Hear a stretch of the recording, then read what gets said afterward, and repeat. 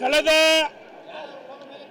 2 ದಿವಸಗಳ ಹಿಂದೆ ನಮ್ಮ ಮುಖಂಡಗಳು ಸೇರಿ ಚರ್ಚೆ ಮಾಡಿ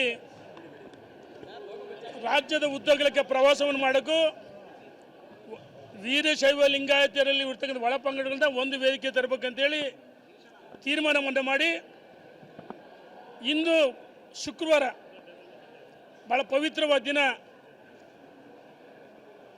ಬೆಳಗ್ಗೆ ಡಾಬಾಸ್ಪೇಟೆಯಲ್ಲಿ ಪ್ರಾರಂಭ ಮಾಡಿ ತುಮಕೂರು ಶ್ರೀ ಶ್ರೀ ಶಿವಕುಮಾರ ಸ್ವಾಮೀಜಿಗಳ ಸಭಾಂಗಣದಲ್ಲಿ ಮುಖಂಡರುಗಳ ಸಭೆಯನ್ನು ಮಾಡಿದ್ದೀವಿ.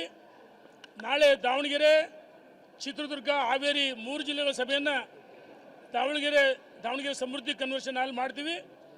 4ನೇ ತಾರೀಕು ಸುಮಾರು 7-8 ಜಿಲ್ಲೆಗಳ ಮೈಸೂರಿಂದ ಹಿಡಿದು ಬೆಂಗಳೂರು, ಗ್ರಾಮ, ತುಮಕೂರು ಒಳಗೊಂಡಂತೆ, ಹಾಸನ ಒಳಗೊಂಡಂತೆ ಸಭೆ ಪ್ರಮುಖರ ವೀರಶೈವ ಲಿಂಗಾಯತರ ಮುಖಂಡರ ಸಭೆಯನ್ನು 4ನೇ ತಾರೀಕು ಬೆಂಗಳೂರಿನಲ್ಲಿ ಅರಮನೆ ಆವರಣ ಗಾಯತ್ರಿ ಗ್ರ್ಯಾಂಡ್ನಲ್ಲಿ ಮಾಡ್ತಾ ಇದ್ವಿ.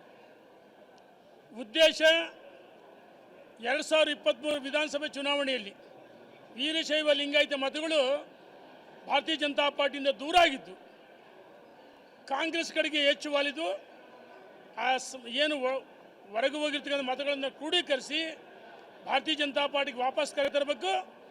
ಮತ್ತು ನಮ್ಮ ನಾಯಕರಾದ ಯಡಿಯೂರಪ್ಪನವರು ವೀರಶೈವ ಲಿಂಗಾಯತ ಅಭಿವೃದ್ಧಿ ನಿಗಮ ಮಾಡಿದರು, ಸಮಾಜಕ್ಕೆ ಕೊಡುಗೆಯನ್ನು ಕೊಟ್ಟರು. ಹಾಗಾಗಿ ಯಾರೋ ಕೆಲವರು ಅಪಪ್ರಚಾರ ಮಾಡ್ತಾರೆ. ಅವರಿಗೆ ಕೆಲವರು ಮಾಧ್ಯಮಗಳು ಅವರಿಗೆ ಟಾಂಗ್ ಕೊಡೋಕ್ಕೆ ಅವ್ರ ವಿರುದ್ಧ ಸಭೆ ಅಲ್ಲ, ಸಮಾಜವನ್ನು ಕಟ್ಟಬೇಕು, ಸಮಾಜವನ್ನು ಒಗ್ಗೂಡಿಸ್ಬೇಕಂತೇಳಿ ಸಭೆ. ಮತ್ತು ಯಡಿಯೂರಪ್ಪನವರು ಜಾತ್ಯತೀತ ನಾಯಕರು, ಮಾಸ್ ಲೀಡರು, ಪ್ರಶ್ನಾತೀತ ನಾಯಕರು. ಒಂದು ಅಖಿಲ ಭಾರತ ವೀರಶೈವ ಮಹಾಸಭಾ ಮುಖಂಡರುಗಳು ಸಹ ವೀರಶೈವ ಲಿಂಗಾಯತ ಸಮಾಜ ಮುಖಂಡರು ಯಡಿಯೂರಪ್ಪನವ್ರ ಜೊತೆಗಿದ್ದಾರೆ. ಒಂದು ರಾಜಕೀಯ ಪಕ್ಷ ಅಧಿಕಾರಕ್ಕೆ ಬರಬೇಕಂದ್ರೆ ಪರಿಶಿಷ್ಟ ಜಾತಿ, ಪಂಗಡ, ಹಿಂದೂ ವರ್ಗ, ಒಕ್ಕಲಿಗ ಸಮಾಜ, ಬ್ರಾಹ್ಮಣ ಸಮಾಜ ಎಲ್ಲ ಸಮಾಜಗಳ ಸಹಕಾರ ಬೇಕು. ಯಡಿಯೂರಪ್ಪನವರು ಎಲ್ಲ ಸಮಾಜಗಳಿಗೆ ಸಾಮಾಜಿಕ ನ್ಯಾಯ ಕೊಟ್ಟಂತರು ಕೇವಲ ಒಂದು ವರ್ಗದ ನಾಯಕ ಅಲ್ಲ. ನಾವುಗಳು ವೀರಶೈವ ಲಿಂಗಾಯತ ಮುಖಂಡರುಗಳು ಒಟ್ಟಿಗೆ ಸೇರಿ ಇಂಥ ಪೂರ್ವ ಸಭೆಯನ್ನು ಮಾಡ್ತಾಯಿದ್ವಿ.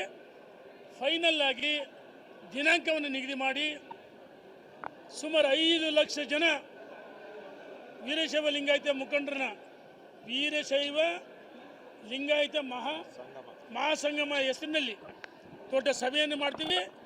ಆ ಸಭೆಗೆ ಸಮಾವೇಶ ದಿನಾಂಕ ನಿಗದಿಯಾಗಿಲ್ಲ. ಇದು ಕೇವಲ ಪೂರ್ವ ಸಭೆಗಳು ಕಲ್ಯಾಣ ಕರ್ನಾಟಕ, ಉತ್ತರ ಕರ್ನಾಟಕ, ಮುಂಬೈ ಕರ್ನಾಟಕ, ಶಿವಮೊಗ್ಗ, ಚಿಕ್ಕಮಗಳೂರಲ್ಲೇ ಪ್ರವಾಸ ಮಾಡ್ತೀವಿ. ಆ ವೀರಶೈವ ಲಿಂಗಾಯತ ಮಹಾಸಂಗಮ ಸಮಾವೇಶ ದಿನಾಂಕವನ್ನು ನಿಗದಿ ಮಾಡಿ ನಾಡಿನ ಮಠಾಧೀಶರು ಮತ್ತು ಏನು ನಮ್ಮ ಮುಖಂಡರುಗಳಿದ್ದಾರೆ, ರಾಜಕೀಯ ಮುಖಂಡರುಗಳು, ಮಾಜಿ ಮುಖ್ಯಮಂತ್ರಿಗಳು, ಕೇಂದ್ರದಲ್ಲಿ ಏನು ಇವತ್ತಾದರೆ ನಮ್ಮ ಲೋಕಸಭಾ ಸದಸ್ಯರುಗಳು, ವಿಧಾನ ಪರಿಷತ್ತಿನ ವಿಧಾನಸಭೆ ಶಾಸಕರು, ಮಾಜಿ ಎಲ್ಲರೂ ಆ ವೇದಿಕೆಗೆ ಆಹ್ವಾನ ಮಾಡಿ ಒಂದು ದೊಡ್ಡ ಸಮಾವೇಶವನ್ನು ಮಾಡ್ತೀವಿ ಅಂತ ಹೇಳಕ್ಕೆ ಇಚ್ಛೆಪಡ್ತೀನಿ. ವೀರಶೈವ ಲಿಂಗಾಯತರಿಗೆ ಭಾರತೀಯ ಜನತಾ ಪಾರ್ಟಿ ಅನ್ಯಾಯ ಮಾಡಿ ಯಡಿಯೂರಪ್ಪನವರು ಮುಖ್ಯಮಂತ್ರಿ ಮಾಡಿದೆ, ಉಪಮುಖ್ಯಮಂತ್ರಿ ಆಗಿದ್ದಾರೆ, ರಾಜ್ಯದ ಅಧ್ಯಕ್ಷ ಆಗಿದ್ದಾರೆ, ವಿಜೇಂದ್ರ ಅಧ್ಯಕ್ಷ ಆಗಿದ್ದಾರೆ. ಹಾಗಾಗಿ ಪಕ್ಷ ನಮಗೇನು ಅನ್ಯಾಯ ಮಾಡಿಲ್ಲ. ಇವತ್ತೇನೈತೆ ವೀರಶೈವ ಲಿಂಗಾಯತನ ಒಡೆಯತಕ್ಕಂಥ ಪ್ರಯತ್ನವನ್ನು ಕೆಲವು ದುಷ್ಟಶಕ್ತಿಗಳು ಮಾಡ್ತಾ ಇದ್ದಾರೆ. ಅದಕ್ಕೋಸ್ಕರ ನಾವು ಪೂರ್ವ ಸಭೆಗಳು ಮಾಡ್ತಾ ಇದ್ದೀವಿ.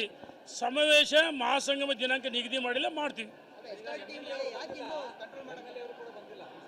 ಅಣ್ಣ, ಈಗ ದಯಮಾಡಿ ಅರ್ಥ ಮಾಡ್ಕೊಳ್ರಿ.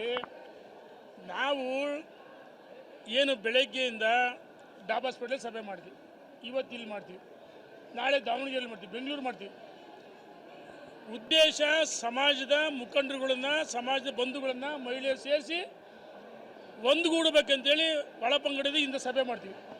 ಅಂತಿಮವಾಗಿ ಸಮಾವೇಶಕ್ಕೆ ನಾಡಿನ ಮಠಾಧೀಶರು, ಹಾಲಿ ಮಾಜಿ ಎಲ್ಲರೂ ಕರಿತೀವಿ. ಅಣ್ಣ, ಆಹ್ವಾನ ಮಾಡಿಲ್ಲ, ಖಂಡಿತ ನಾವು ಆಹ್ವಾನ ಮಾಡಿಲ್ಲ ಅಣ್ಣ. ಸಮಾಜ ಅಷ್ಟೇ.